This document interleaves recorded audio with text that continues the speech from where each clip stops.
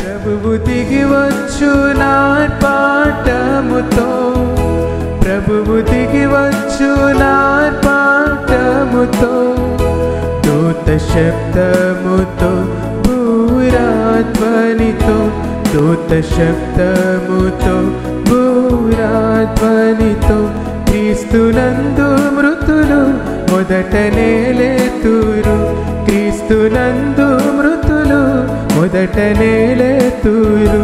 వారితో నేకమై ప్రభువునెదుర్కొందువా, వారితో నేకమై ప్రభువునెదుర్కొందువా.